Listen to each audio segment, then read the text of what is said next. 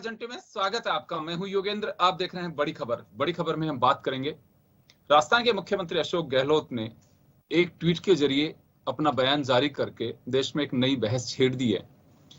मूल अधिकारों में अब हेल्थ को भी शामिल किया जाए। उनका कहना है कि संविधान प्रदत्त जो हमें अधिकार मिले हुए हैं, अब उसमें राइट टू हेल्थ भी शामिल किया जाना चाहिए। क्या गहलोत अपने मकसद में कामयाब हो पाएंगे? लेकिन राजस्थान के बजट सेशन के दरमियान वो ही बात कह चुके हैं कि हम राजस्थान में पहले जैसे शिक्षा का अधिकार मिला, उसी तरह से हेल्थ का अधिकार भी देना चाहते हैं। उनका साफ कहना है कि निःशुल्क दवा, निःशुल्क जांच और चिरंजीवी, मुख्यमंत्री चिरंजीवी दवा योजना जो बीमा के जरिए हम दे रहे हैं, वो स्कीम, इसके जरिए केंद्र सरकार से भी उन्होंने गुजारिश की है कि इसे शामिल किया जाए। तो चलिए हम चर्चा शुरू करेंगे। हमारे साथ वरिष्ठ विधिवेत्ता ए.के. जैन साहब है, कांग्रेस नेता स्वर्णिम चतुर्वेदी हमारे साथ में है, भाजपा नेता डॉक्टर माधव सिंह हमारे साथ हैं। सभी का स्वागत है। जैन साहब, आपके पास आना चाहता हूं मैं। शिक्षा का अधिकार और चिकित्सा, कई मुल्कों में ये बात कही जाती है कि वहां वेलनेस पे पैसा खर्च किया जाता है और उनका साफ कहना है कि अगर पैसा होगा, आप हंसी खुशी उसको एंजॉय करेंगे तो बीमारियां कम होंगी। ऐसे धारणा यूरोपियन कंट्रीज में भी है, विकसित राष्ट्रों में भी कई जगह पे ये स्थिति है। हमारे यहाँ पे ये कहा जाता है कि शिक्षा और चिकित्सा दोनों में आदमी बहुत लूटता है। वो कहता है कि बीमार ना हो, घर पे मौत हो जाए। ये कई लोग इस तरह से कहते भी सुनते हैं। गहलोत साहब ने एक नई बहस शुरू की है, क्या इसमें कामयाब हो पाएंगे या ये कहें कि समय की आवश्यकता है कि अब यहाँ सरकारों को इस ओर ध्यान देना चाहिए? देखिए, राइट टू हेल्थ कई सालों से, और यहाँ तक वर्ल्ड हेल्थ ऑर्गेनाइजेशन तक ने भी इसके विषय में बार बार आवाज उठाई है। कई एनजीओ इसके बारे में आवाज उठाते रहे हैं और सुप्रीम कोर्ट ने भी कई निर्णयों में कई क्षेत्रों से बार बार ये प्रयास किया है कि राइट टू लाइफ का एक्सटेंशन राइट टू हेल्थ तक भी पहुंचे।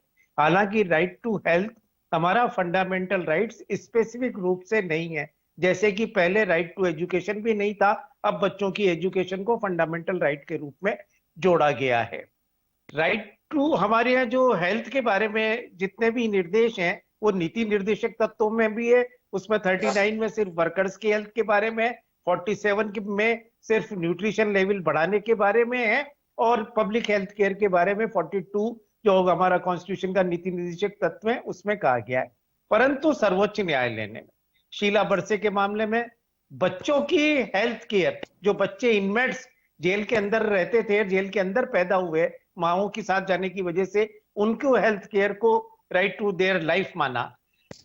जो वर्कर्स है उनकी हेल्थ, जो ऑक्यूपेशनल हेल्थ है, उसको बंधुआ मुक्ति मोर्चे के मामले में राइट टू लाइफ का पार्ट माना, आर्टिकल 21 का पार्ट माना कि ये जीने का अधिकार है। राम लुभाया के मामले में इसको पब्लिक हेल्थ केयर तक बढ़ाया गया। पंजाब स्टेट वर्सेस राम लुभाया का फेमस मामला है, और उसमें अस्पतालों में जो बेसिक फैसिलिटीज प्रोवाइड करने की बात इसमें कही। इसके अलावा परमानंद कटारा का एक निर्णय आया जिसमें कहा गया कि एक्सीडेंट होते ही जैसे आदमी अस्पताल में पहुंचे तो कोई भी अस्पताल उसको भर्ती करने से, इलाज करने से मना नहीं कर सकता है। इसके अलावा विंसेंट का जजमेंट जब आया तो मेंटल हेल्थ से जो पीड़ित लोग हैं उनको राइट टू लाइफ, मतलब बार बार सुप्रीम कोर्ट ये कोशिश करता रहा कि भाई राइट टू लाइफ सिर्फ एनिमल एग्जिस्टेंस नहीं है, बल्कि राइट टू हेल्थ भी फंडामेंटल राइट्स का पार्ट होना चाहिए। पर हमारे जो लेजिस्लेटिव, क्योंकि ये इसको स्टेट सब्जेक्ट बना रखा है, केंद्र ने कभी इसके बारे में, या जो भी हमारे जो यूनियन गवर्नमेंट्स हैं उन्होंने इस पर कभी गंभीर प्रयास नहीं किया। इसका सबसे ताजा उदाहरण है सुप्रीम कोर्ट ने अभी कोरोना वैक्सीन, कोविड वैक्सीन के मामले में जब निर्देश दिया, जब ये कहा गया कि स्टेट्स इसको अपने खर्चे पे करें और इसके साथ साथ वो कॉस्ट पे दें, तो उन्होंने कहा नहीं, हर आदमी को वैक्सीन देना राज्य की ड्यूटी है। हम एक वेलफेयर स्टेट है। दुनिया में 28 राज्य ऐसे हैं जहां पब्लिक हेल्थ केयर को, जैसे हमारे यहाँ फंडामेंटल राइट्स है, ब्रिटेन में फंडामेंटल राइट नहीं है, पर पब्लिक हेल्थ केयर वहां पर एक लीगल राइट है। क्यूबा में है, यूनाइटेड अरब इमिरेट्स में है, स्वीडन में 28 देश हैं जिन्होंने पब्लिक हेल्थ केयर को आदमी का बेसिक अधिकार बना रखा है। ह्यूमन राइट जो चार्टर है उसमें भी पब्लिक हेल्थ को एक बेसिक राइट्स बना रखा है, बेसिक ह्यूमन राइट्स बना रखा है। तो आई थिंक ये राइट टाइम है जब राइट टू हेल्थ को फंडामेंटल राइट में जोड़ा जाए, क्योंकि हम वेलफेयर स्टेट है। शिक्षा देना और हेल्थ देना ये कम से कम राज्य का मूलभूत दायित्व है। हमारे यहाँ सिर्फ 1.29% ही पब्लिक हेल्थ पर खर्चा होता है। इसको कम से कम 5% किया जाए तब तक कि इससे बढ़े। तो ये अशोक गहलोत साहब ने इस बात को वापस एक ट्रिगर किया है, परंतु ये बात कई दिनों से मांग उठ रही है और कई वर्षों से सुप्रीम कोर्ट बार बार हर जजमेंट में ये बात कहता आ रहा है कि public health care is the duty of state, public health care is the duty of state.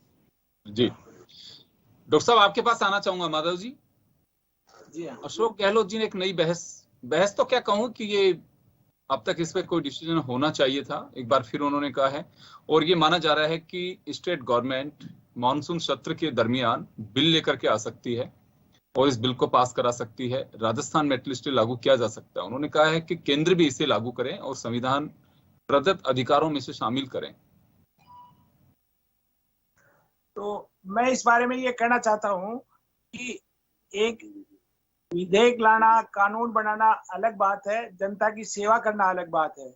ऐसे तो कानून बहुत बने हुए हैं, अंग्रेजों के टाइम से भी महामारी का एक्ट बना हुआ है। अब जो सुप्रीम कोर्ट ने गाइडलाइंस की है कि भाई एक्सीडेंट होने के बाद में किसी को भी किसी भी जानकारी देने की आवश्यकता नहीं, आप हॉस्पिटल में पहुंचा दो। किसी भी हॉस्पिटल के अंदर जाने के बाद में डॉक्टर की जिम्मेदारी तय हो जाती है कि वो उससे पहले पैसे नहीं ले, पहले इलाज करे। कोई भी पॉइजन खा के किसी भी तरह का हॉस्पिटल में आ जाता है तो पहले उसका इलाज करे, एमएलसी उसकी बात करे। तो ये राइट टू हेल्थ के जो अधिकार है उसके अंदर ही आते हैं ये। लेकिन इनको सबको पूरा करने के लिए जरूरी है कि बेसिक चीजें पूरी की जाए। आप सीधे ही चंद्रमा पे पहुंच जाओ, ये संभव नहीं हो सकता। उसके लिए आपको माइलस्टोन तय करने पड़ेंगे और माइलस्टोन के हिसाब से आपको वर्कअप करना पड़ेगा। एक बोलने से और हवा में बात करने से सब चीज संभव नहीं हो पाती। आपको इंफ्रास्ट्रक्चर करना पड़ेगा। आज ये बात तो करते हैं कि हमने फ्री दवाई दे दी, फ्री जांच कर दी। मैं आपको बताता हूँ 1990 से मैं गवर्नमेंट जॉब में था। जब ये जो आज चीजें दे रहे हैं ये सब चीजें उस वक्त के हॉस्पिटल में सब फ्री मिलती थी और उस वक्त कोई प्राइवेट हॉस्पिटल भी नहीं थे। सारी सुविधाएं अच्छी थी, सारे ऑपरेशन होते थे, सब दवाइयां मिलती थी और उस वक्त कोई नाम नहीं होता था कि भाई भामाशाह का, चिरंजीवी का कोई नाम नहीं होता था। पेशेंट को पूरी सुविधा मिलती थी, हर दवाई मिलती थी। और अब ये उनका नाम बदल रहे हैं, हर गिलास में पानी बदलते रहते हैं और पानी बदलने से नहीं, बात ये नहीं है। मैं तो इतना सा जानना चाह रहा हूँ माधव साहब, ये बात सही कह रहे हैं आप, जो भी होगा आपका आरोप है। मैं सिर्फ ये जानना चाह रहा हूँ कि क्या इसकी आवश्यकता है कि हाँ राइट टू हेल्थ किया जाना चाहिए। मैं सिर्फ सिंपल उस पर आना चाह रहा हूँ। आवश्यकता है, लेकिन आवश्यकता के हिसाब से उसके लिए इंफ्रास्ट्रक्चर तो होना चाहिए ना। आवश्यकता के हिसाब से आप काम तो करो। आप सिर्फ तो हम आजादी के इतने साल बाद भी अभी इंफ्रास्ट्रक्चर ही ढूंढ रहे हैं। बिल्कुल जो है वहां पे तो हमें करना चाहिए। और मैं एक और बात कह रहा हूँ, न केवल इंडिया, मैं इंडिया के लिए ही नहीं कह रहा हूँ, वर्ल्ड लेवल पर जो हेल्थ फॉर ऑल का जो मिशन था, पहले 1990 में पूरा करना था, 2000 में पूरा करना था, 2012 तक लेके आए, उसको और आगे लेके चले जा रहे हैं। जो है जो मेटरनल मोर्टिलिटी रेट है, बच्चों की मोर्टिलिटी रेट है, ये सब चीजें जो पैरामीटर्स गाइडलाइन तय किए गए थे, ये अभी तक वर्ल्ड लेवल पर भी नहीं हो पाए। कुछ विकसित देशों में कुछ लोगों में ये बातें पूरी हो गई। मैं वहां नहीं जाना चाह रहा, मैं ये जानना चाह रहा हूँ कि गवर्नमेंट, स्टेट गवर्नमेंट ये बिल के रूप में लेके आ रही है, इसे कानून बनाने जा रही है। केंद्र सरकार से उन्होंने गुजारिश की है कि आप भी इसमें सहयोग करिए और आप भी देश में इसे लागू करिए। मैं सिर्फ वहां जाना चाह रहा हूँ। बिल्कुल पूर्णतया सहमत हूँ मैं, लेकिन सहमत हूँ अगर कानून बना हुआ है, हमारे हिंदुस्तान में कानून पहले के ही बने हुए हैं और महामारी का एक्ट का जो बना हुआ है 1856 के आसपास का बना हुआ है, वो कानून अब काम में ले रहे हैं। अब ये कानून बना के छोड़ देंगे, उससे उपयोगिता क्या होगी? उसको धरातल पर लाने के लिए उसके संसाधन जुटाने पड़ेंगे। कानून बहुत अच्छा है, बात करने में बहुत अच्छा है, सब चीजें अगर ये जो बात करें वैसी चीजें धरातल पे आ जाए तो मैं कहता हूँ बहुत अच्छा, सोने में सुहागा है, ऐसा होना चाहिए। हम भी चाहते हैं। स्वर्णिम चतुर्वेदी हमारे साथ में जुड़े हुए, मैं आ रहा हूँ माधव जी आपके पास में। स्वर्णिम जी आपके पास आना चाह रहा हूँ। डॉक्टर माधव हमारे साथ में जुड़े हुए, भरोसा नहीं है कि ये हो पाएगा, केवल बातें की जा रही हैं। जी हाँ, देखिए योगेंद्र जी, मैं तो एक बात कहना चाहता हूं, अगर कोई सरकार ये कहे कि साहब हम जो है जनता का वेलफेयर करने में, जनता को राहत देने में, जनता की सेवा करने में कोई भरोसा नहीं है कि हम कर पाएंगे, तो उस सरकार को धिक्कार है, उसको बैठना ही नीचे, उसको अपना पद त्याग करके घर जाना चाहिए। क्योंकि वेलफेयर स्टेट में यदि हम लोगों को राहत प्रदान नहीं कर सकते, उनकी सेवा नहीं कर सकते, तो इससे एक खराब काम और क्या हो सकता है। मैं तो ये कहता हूं कि जब मुख्यमंत्री जी ने ये विजन है उनका कि किसी भी व्यक्ति को चाहे देश का हो चाहे राजस्थान का हो, इनको इलाज के अभाव में परेशानी का सामना ना करना पड़े, किसी के परिवार को, अपने व्यक्ति को खोना ना पड़े, तो ये विजन है। और इस विजन को लेकर के ही उन्होंने कार्य प्रारंभ किया था, जिसमें सबसे पहले उन्होंने आज ये तो बात आज आई है, उन्होंने सबसे पहले मुफ्त दवा शुरू की, मुफ्त दवा के बाद में इसका दायरा बढ़ाया। आज कैंसर की दवाएं जो हैं वो मुफ्त दवा योजना में है, डायलिसिस होता है मुफ्त दवा योजना के तहत, और जांचें होती हैं। इसके अलावा आप देखिए जो इंफ्रास्ट्रक्चर है वो तो लगातार सुदृढ़ किया जा रहा है। लेकिन आज जब हमने ये पेंडेमिक के दौरान देखा कि बहुत सारे लोग हैं जिनकी 4.5 लाख लोगों की जान गई है, और सबसे बड़ी बात ये आप देखिए कि इस कानून यदि इसको बना दिया जाएगा तो मैं माधव जी को बताना चाहता हूं कि ऐसा नहीं होगा कि हमारे प्रधानमंत्री जी और जो गृह मंत्री जी हैं, जिनके लिए ये लिखा जाता था नेशनल मीडिया में और इंटरनेशनल मीडिया में कि प्रधानमंत्री लापता, ऐसी खबरें नहीं आएंगी। कानूनन उनको काम करना पड़ेगा। और जो राजस्थान के साथ जिस तरह से भेदभाव किया था और सिर्फ प्रधानमंत्री जी रह गए थे भाजपा शासित प्रदेशों के, उसकी बजाय सब लोगों के लिए काम करना पड़ेगा। किसी के साथ भेदभाव नहीं होगा। लोगों की जान बचाने का जिम्मा, अगर युद्ध है तो सेना के साथ सरकार का है, और अगर पेंडेमिक है तो भी सरकार का है, और आम बीमारी है तो भी सरकार की जिम्मेदारी है। राइट टू लाइफ या डिग्निफाइड लाइफ अगर आप देते हैं किसी को, तो इसमें ये सरकार की जिम्मेदारी है। और अगर हम देना चाहते हैं तो इसमें विरोध की कहां गुंजाइश है, बताइए। क्या जनता की सेवा करना यही हमारा धर्म नहीं है? विरोध नहीं कर रहे हैं, विरोध नहीं कर रहे हैं। वो उनका साफ कहना है कि भरोसा नहीं है कि केवल बाकी भरोसा, योगेंद्र जी, भरोसा तो खुद पर रखना पड़ेगा, क्योंकि काम करना है सरकारों को। आप अपना बजट बढ़ाइए। 1.37 का अगर परसेंट बजट है केंद्र सरकार का, तो उसको बढ़ा दीजिए, बाकी खर्चे कम करने पड़ेंगे। ठीक है, अगर हम ये सब नहीं कर सकते हमारी जनता के लिए, उनको जीवन नहीं दे सकते हैं, तो फिर किस बात की सरकार? देखिए हमने करके दिखाया। कांग्रेस सरकार ने राइट टू एम्प्लॉयमेंट दिया, मनरेगा के राइट टू एजुकेशन दिया, राइट टू फूड दिया। आज हम कहते हैं कि मोदी जी आप भी राइट टू हेल्थ दीजिए और क्रेडिट लीजिए, हम उसमें साथ हैं। हम मांग कर रहे हैं, हम कोई आरोप नहीं लगा रहे हैं। अगर ऐसा होता है तो फायदा किसका होगा? देश की जनता का ही फायदा होगा ना। और बार बार माननीय सुप्रीम कोर्ट को ने कहा, अभी जैन साहब बता रहे थे, इनडायरेक्टली उन्होंने कहा कि आप राइट टू जो लाइफ है उसके साथ राइट टू हेल्थ को जोड़ी, क्योंकि हेल्थ अच्छी नहीं है तो क्या जीवन है, और जीवन अगर जाता है तो हेल्थ खराब होने के कारण ही जाता है। तो अगर ऐसा होता है तो ये पूरे देश की जनता के लिए कहना चाहिए एक राहत भरा पल होगा। अपने कि कई बार इलाज के अभाव में कई बार पैसे नहीं होते इलाज कराने के, अगर ऐसा होगा तो कहाँ दिक्कत है? बिल्कुल, वापस आ रहा हूं आपके पास में। मैं जैन साहब के पास में वापस जाना चाहूंगा। सर आपके पास आना चाहूंगा मैं। अभी भी चिकित्सा को लेकर के जो उलझने हैं, दावे बहुत किए जाते हैं, बेहतर हम शिक्षा के साथ साथ चिकित्सा भी देंगे, लेकिन हालात ये हैं कि मैं भी देख रहा था 5 किलोमीटर तक एक प्रेग्नेंट लेडी की डिलीवरी के लिए उसे लेकर के जाना पड़ा। मुंबई के पास की बात बता रहा हूं मैं आपको। ये राजस्थान के आदिवासी बेल्ट में, मध्य प्रदेश, गुजरात, वहां तो ये बहुत आम बात है। छत्तीसगढ़, बिहार, बहुत सारे राज्य ऐसे हैं जहाँ पे ये स्थितियां बनी हुई हैं। हमें आज भी 21वीं सदी की बात करते हैं, विश्व गुरु बनने के सपने देखते हैं। आप अधिकार दे ना दें वो एक अलग बात है, लेकिन वास्तव में वो इंफ्रास्ट्रक्चर तो हो कि अगर आज हम ये कह सकें हाँ इलाज के अभाव में कोई मर नहीं रहा है। कोविड की बात को आप खारिज कर दीजिए कि वो हम मकान बना करके रहे बारिश के जाब्ते के लिए और बादल फट गया, उसमें कुछ नहीं कर सकते थे। मैं उस तरह से भी उसे देख सकता हूँ, लेकिन एटलीस्ट उन सुविधाओं की तो हम बात करें कि जहाँ पे ताले लटके मिलते हैं, स्टाफ नहीं है, आप अनाउंस कर देते हैं कि मेडिकल कॉलेज खोल देंगे, वहां पे हम हॉस्पिटल बना देंगे, वहां पे स्टाफ ही नहीं होता है। ये आपको नहीं लगता सर एक जनता के साथ मजाक किया जा रहा है? पूरे देश का हला है, मैं एक राज्य की बात नहीं कर रहा। देखिए योगेंद्र जी, आपने एक बिल्कुल सही बात कही है, और आप ही के इस प्रश्न में इस बात का भी उत्तर छुपा हुआ है। अभी तक सरकारों की नीयत क्या है या सरकारों की कार्यप्रणाली क्या है?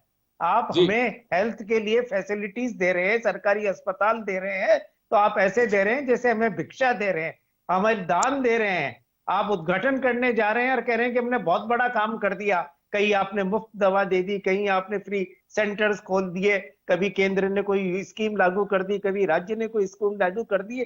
प्रश्न ये है कि ये आपकी जिम्मेदारी है और हमारा अधिकार है, हम आम आदमी का अधिकार है। फंडामेंटल राइट्स क्या है कि उसमें कम से कम आदमी सुप्रीम कोर्ट या हाई कोर्ट में सीधा जा सकता है। फंडामेंटल अनटचेबिलिटी हटा दी, अभी भी अनटचेबिलिटी लागू है कई जगह पर, परंतु आदमी को उसको लेकर अपने राइट्स को विक्टिमाइज करने का या उसको लगवाने का अधिकार तो है।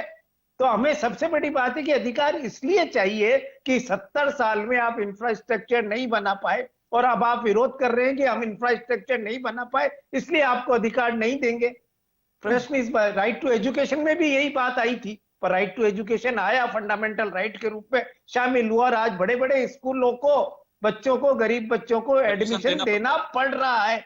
तो अगर आप अधिकार देंगे, कानून देंगे, तो आपको मजबूर होना पड़ेगा कि आप साधन भी जुटाएं, सुविधा भी जुटाएं और इंफ्रास्ट्रक्चर भी तैयार करें। इसलिए ये अधिकार बहुत ज्यादा जरूरी है। बिल्कुल, हम ये तो कह सकते हैं कि देश ने विकास किया, इसमें कोई संदेह नहीं है। अगर हम यूं कहें तो इंफ्रास्ट्रक्चर की कोई कमी नहीं है, हॉस्पिटल्स बहुत खुले हुए हैं। बस ये है कि हमें नियत और जो जिसकी आवश्यकता है उसे कैसे पूरा कर सकते हैं, ये सबसे बड़ी बात है। अगर आप किसी को राइट दे रहे हैं, चलिए चिरंजीव योजना हो, पहले भामाशाह योजना थी, हॉस्पिटल्स के बाहर, ये मैं बता रहा हूँ सिस्टम का लेकुना क्या है इसमें। जैन साहब को बहुत अच्छे से मालूम, आप लोगों को मालूम है।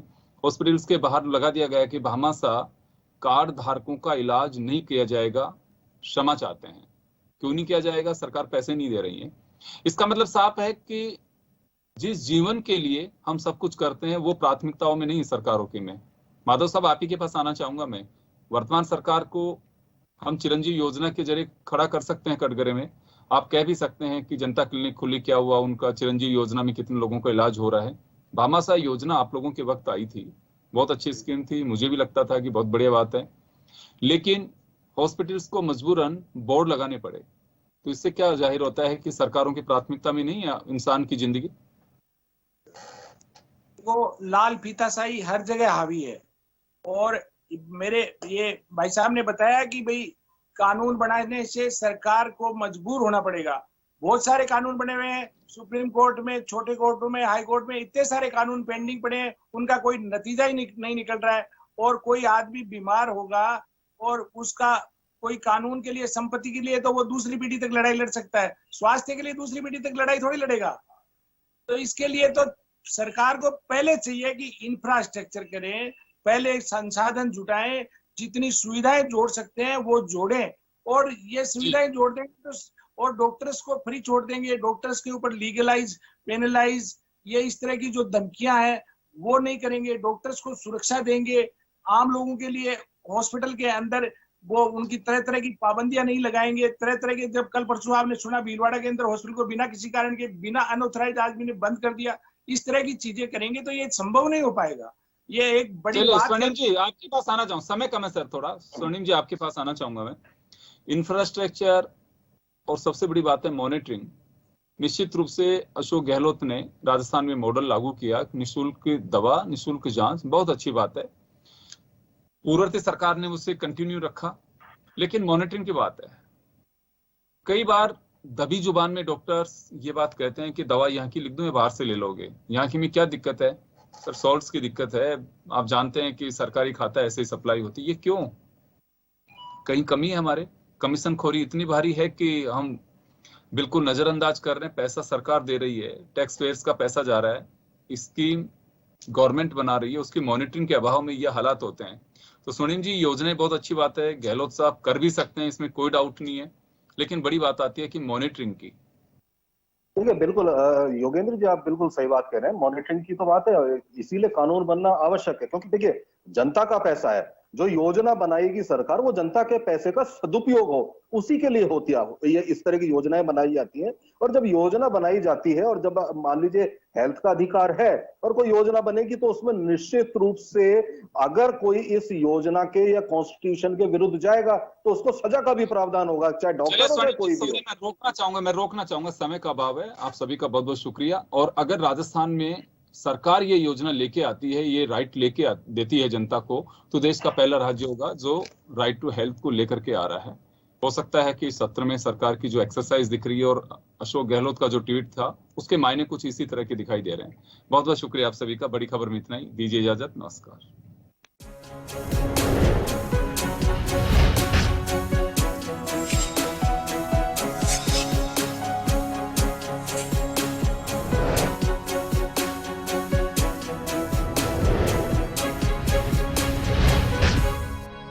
जन टीवी की लेटेस्ट अपडेट पाने के लिए हमारे चैनल को जरूर सब्सक्राइब करें और नोटिफिकेशन पाने के लिए बेल आइकॉन दबाएं।